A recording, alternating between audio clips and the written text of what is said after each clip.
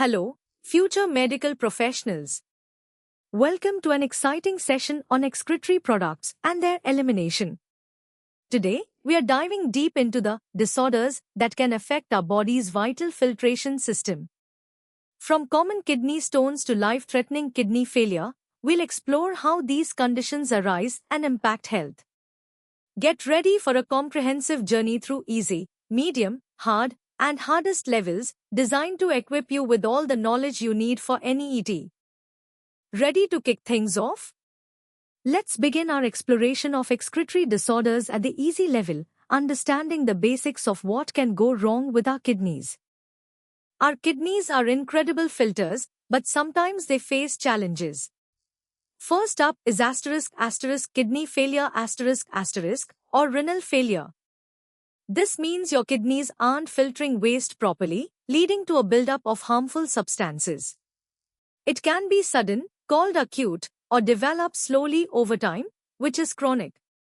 Next, we have renal calculi commonly known as kidney stones. These are hard, crystal-like deposits of minerals and salts that form inside your kidneys. They can cause intense pain when they move through your urinary tract. Common stones are made of calcium oxalate.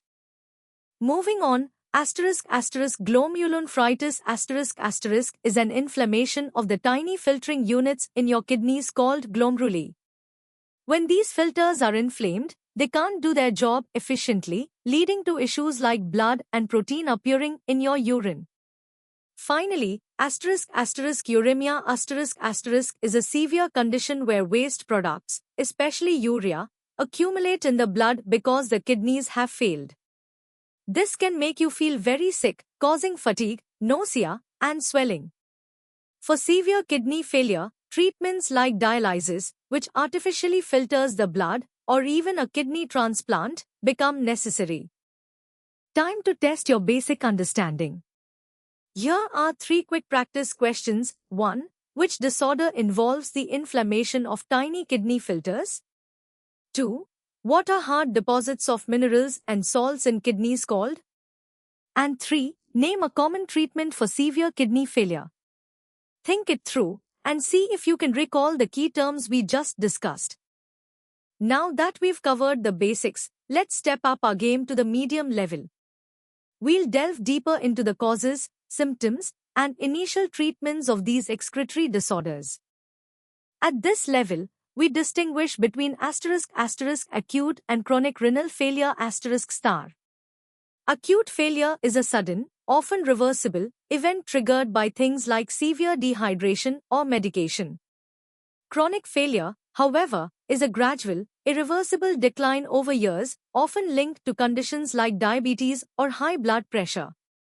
Understanding this difference is crucial for diagnosis and prognosis. These insights help medical professionals determine the best course of action and manage patient expectations effectively. Let's explore renal calculi further. We've learned they're not just one type, they can be calcium oxalate, uric acid, or even less common forms. The pain, known as renal colic, is often excruciating, accompanied by blood in the urine, nausea, and vomiting. Preventing them often involves staying well hydrated and making specific dietary changes. Similarly, glomerulonephritis isn't always from the same cause.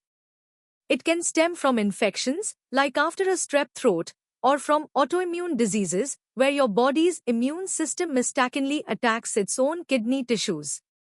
Recognizing these underlying causes is key to effective treatment. Next, let's talk about uremia ***.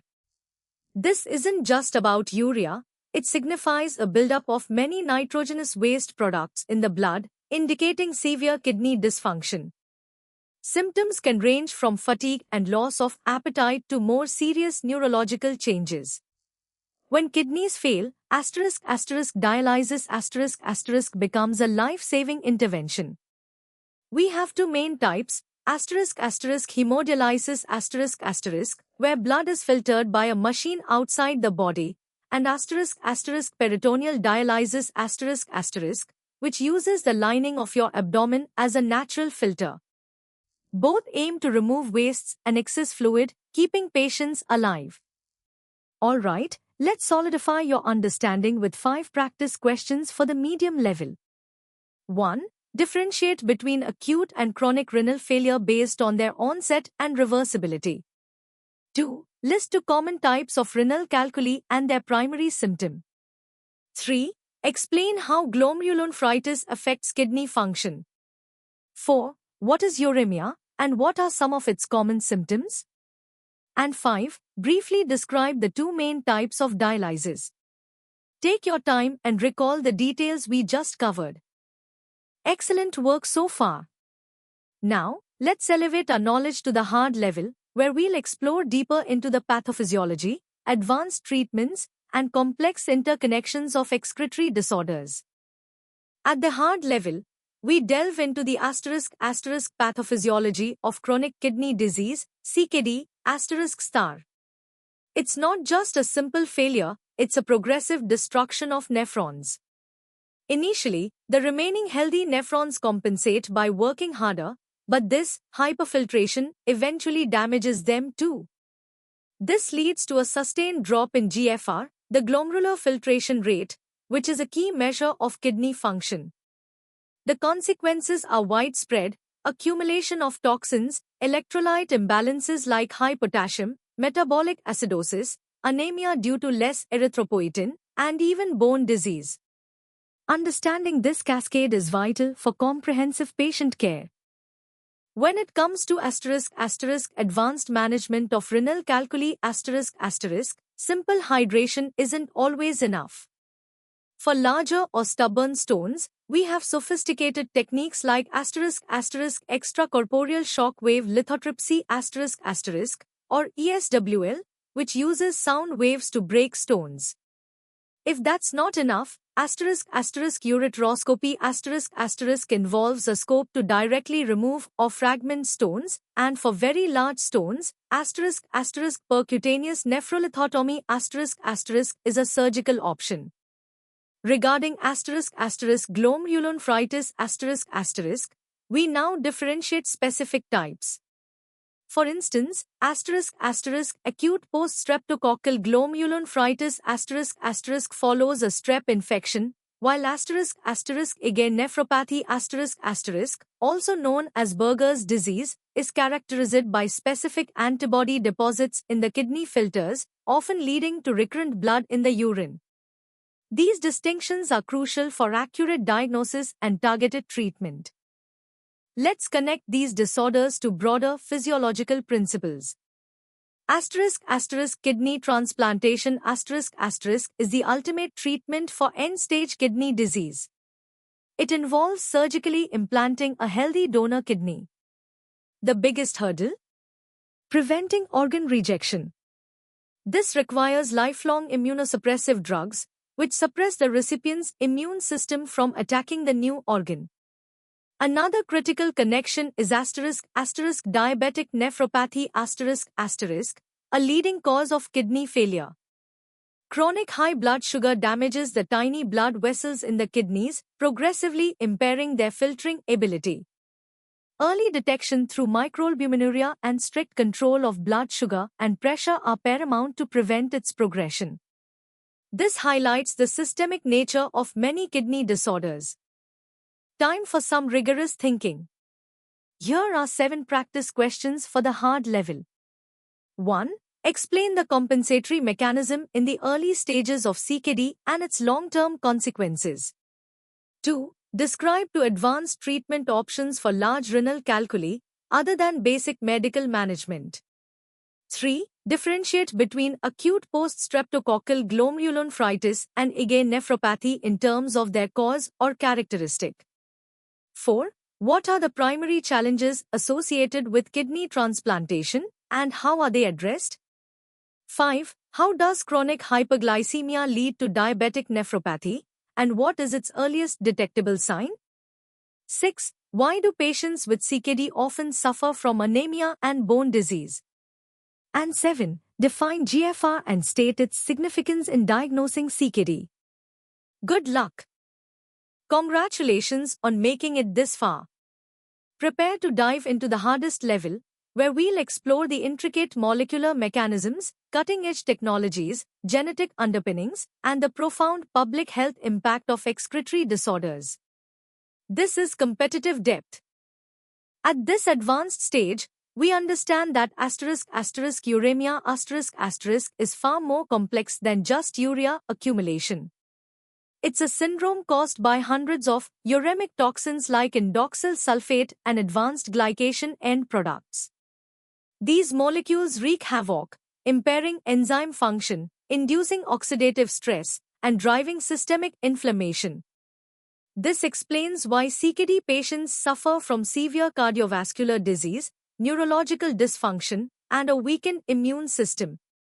It's a cascade of molecular damage impacting virtually every organ system, highlighting the kidney's central role in maintaining overall homeostasis and the severe consequences when this balance is disrupted.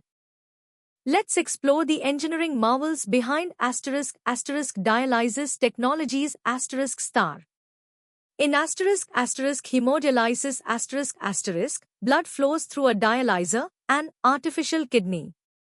Here, a semi-permeable membrane separates blood from a precisely formulated dialysis fluid.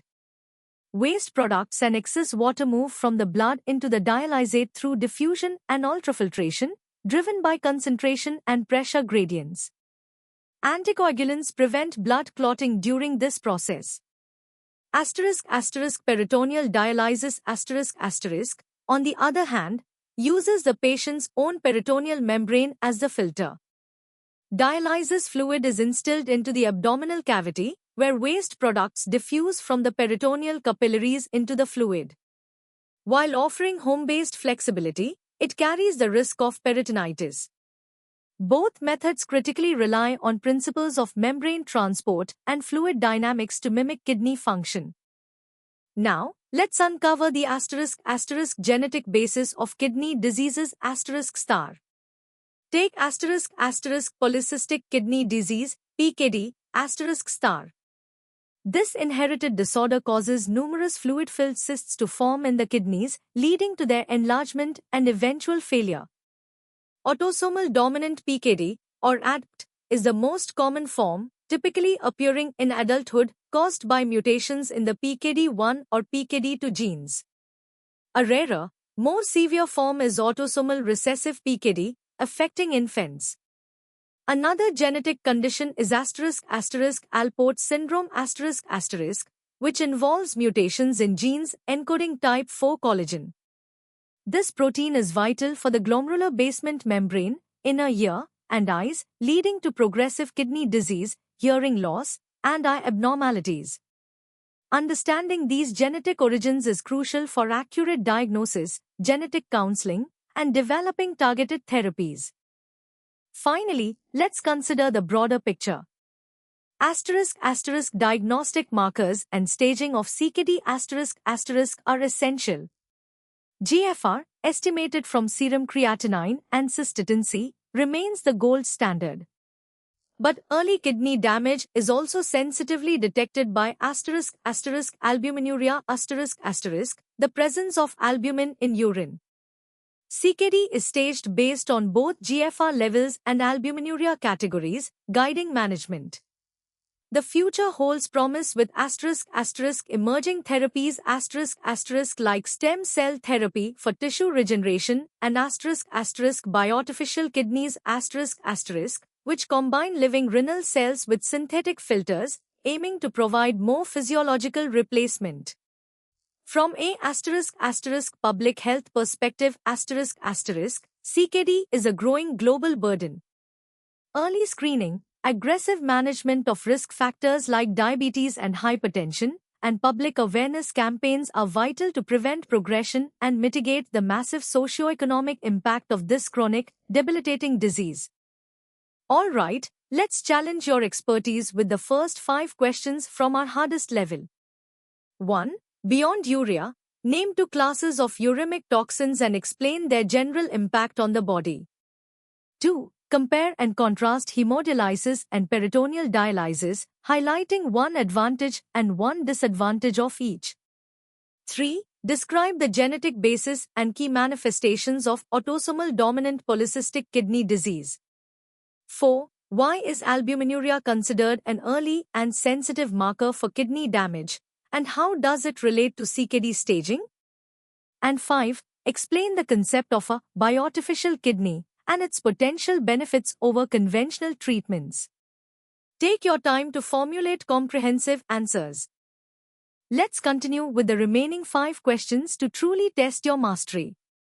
6. Discuss the broader public health implications of chronic kidney disease globally. 7. How does the principle of diffusion and ultrafiltration apply in both hemodialysis and peritoneal dialysis? 8. What is Alport syndrome, and which key protein is primarily affected? 9. List 2 common risk factors for CKD that can be managed to prevent disease progression. And 10. Describe how GFR estimation is typically performed and what factors are considered in the calculation. These questions require deep analytical thinking and synthesis of information. You've successfully navigated the complex world of excretory disorders, from the basics to cutting-edge research. This journey has equipped you with a robust understanding crucial for NEET and beyond. For more such in-depth, structured learning experiences, visit synapse.omaps.in. Don't forget to like this video, share it with your friends, and subscribe to our channel for continuous updates and engaging content. Keep learning, keep exploring, and keep aiming for excellence. See you in the next session.